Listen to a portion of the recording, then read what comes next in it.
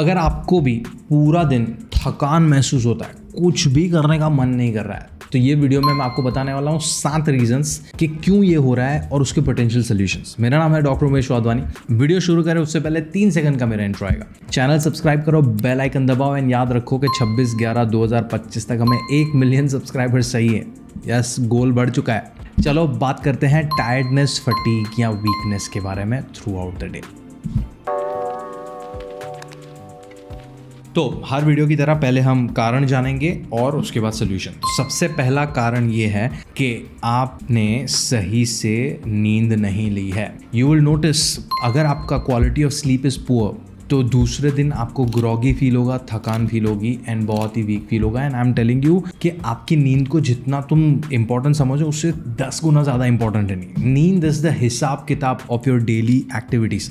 आपने पूरा दिन जितना भी काम किया, ऑफिस गए, कॉलेज गए, वर्कआउट किया, खाना खाया, उसका सारा हिसाब किताब, रिकवरी, मैनेजमेंट, सब कुछ नींद में होता है। तो अगर आप अपनी रिक्वायरमेंट के हिसाब से सही से नींद नहीं ले रहे हो, दूसरा आप रात को सोने से पहले कुछ ना कुछ शो देखा है और उसकी इम्पैक्ट अभी भी आपके मेलेटोनिन पे हुई है और आपको गुड क्वालिटी ऑफ स्लीप नहीं मिला है, आपने बहुत ज़्यादा कैफीन ले लिया है, आपने सोने से 3-4 घंटे पहले खाना खा लिया है, सारे contribute to your poor quality of sleep. अगर रोज़ का रोज़ हो रहा है, दिक्कत है। आपका स्लीप रूटीन है ऊपर नीचे, कभी आप 10 बजे सो रहे हो, कभी 12 बजे सो रहे हो, कभी 8 बजे सो रहे हो, कभी रात को 3 बजे तक जाग रहे हो, दिक्कत है। मैं बोल रहा हूँ एक रूटीन फिक्स करो, 6 से 9 घंटे की नींद लो। इसके बारे में और जानने के लिए ये वीडियो देखो, but fix your sleep so that you can have a better day the next day. This is one of the very common factors जिसकी वजह से बहुत सारे लोगों को वीक फील होता है। 2, वेरी सिंपल, पानी। अ लॉट ऑफ अस पानी पीना ही भूल जाते हैं। भाई देखो, हमारा एनर्जी कहाँ से आता है? हमारे खाने में से। खाना तो हम रोज़ खा रहे हैं, राइट? तो वो खाना टूट के एनर्जी में कन्वर्ट होकर हमें एनर्जी मिलनी चाहिए, राइट? वो मिल नहीं रहा है बिकॉज हमारा hydration is messed up. Messed up क्यों है? और मेस्ड अप है तो उसका इम्पैक्ट क्या होता है? आपकी बॉडी में जो भी न्यूट्रिएंट्स जा रहे हैं, आपने अच्छा खाया, बुरा खाया, एनर्जी तो जा रही है ना, वो खाना आपकी बॉडी में पहुंचेगा कैसे? अलग अलग सेल्स तक, आपके ब्लड के थ्रू। आपका ब्लड 90% पानी से बना हुआ है। तो पानी आप सही से नहीं पी रहे हो, हाइड्रेशन सही नहीं है, तो यू विल फील लेथार्जिक, आपको डिहाइड्रेशन के सिम्टम्स आएंगे। And one of the symptoms is you feeling tired, not feeling like doing anything. Hydration आप कैसे बेहतर कर सकते हो? 4 अलग अलग रीज़न है जिसकी वजह से लोग पानी नहीं पीते। याद नहीं रहता, प्यास नहीं लगती, पसंद ही नहीं है पानी पीना, एंड सर पानी पीती हूँ तो मुझे बार बार सुसु जाना पड़ता है। सोल्यूशन चाहिए, हाइड्रेशन हैक्स वाला वीडियो देखना पड़ेगा। मैं बार बार वही चीज़ रिपीट नहीं करूँगा बिकॉज ये वीडियो 40 मिनट का हो जाएगा। तो check this video out. Third is very important, mental stress. जब आप स्ट्रेस होते हो ना तो आपकी बॉडी को लगता है कि मैं बीमार हूँ। एंड बीमारी में व्हाट डू यू फील? आपको कॉमन कोल्ड हुआ है तो क्या होगा? आपको बुखार आया है, कुछ करने का मन नहीं कर रहा, आप बिस्तर पे पड़े रहोगे। Stress creates something similar in your body. आपको आपके स्ट्रेस को एड्रेस करना पड़ेगा, उसके बारे में कुछ करना पड़ेगा। You have to find out कि स्ट्रेस का मेन रीज़न क्या है and then you have to work accordingly. You have to either work on the stressor, और आपको थेरेपिस्ट या काउंसलर से बात करनी पड़ सकती है, और मेडिटेशन करना पड़ सकता है। Different people deal with stress in a different manner, but you have to first acknowledge that कि यार मुझे स्ट्रेस है। अगर आपको स्ट्रेस है कौन सी चीज़ की वजह से, उसके बारे में कुछ करो। अगर नहीं हो रहा है तो किसी से बात करो। You have to solve that. जब तक आप स्ट्रेस रहोगे, आपको काम करने का मन नहीं करेगा, you will feel weak, you will feel lethargic, you will feel tired throughout the day. Again, stress के ऊपर भी डिटेल्ड वीडियो है, चेक दिस आउट। फोर्थ, कुछ क्रॉनिक कंडीशन है आपको, जैसे कि देर आर सर्टेन कंडीशन जहाँ पे आपका हार्मोन्स ऊपर नीचे हो जाते हैं। डायबिटीज़, PCOS और थायराइड, स्पेशली हाइपोथायराइड।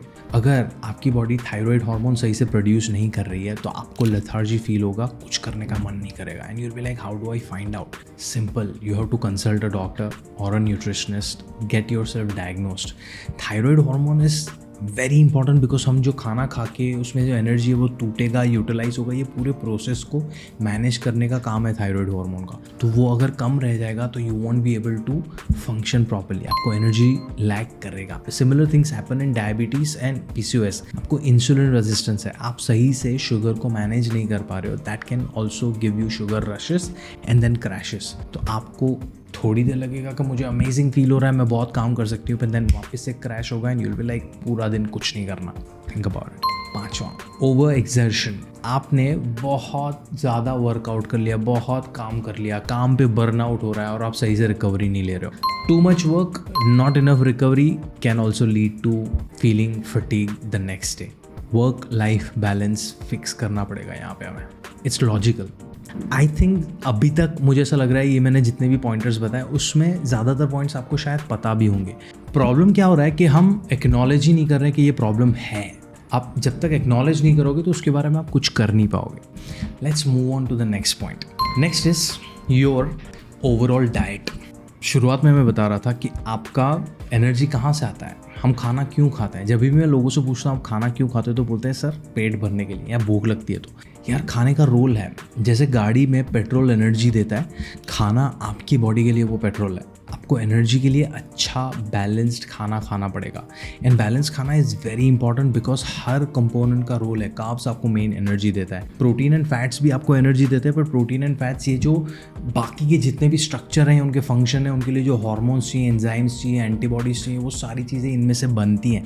फाइबर आपके पाचन तंत्र के लिए ज़रूरी है। पानी मीडियम प्रोवाइड करता है। Vitamins and minerals is like supervisors for all the nutrients. तो ये सारी चीज़ों का आपकी डाइट में होना ज़रूरी है। अगर वो नहीं है तो भी लॉन्ग टर्म आपको फटीग का प्रॉब्लम हो सकता है। 7th is nutritional deficiency specific.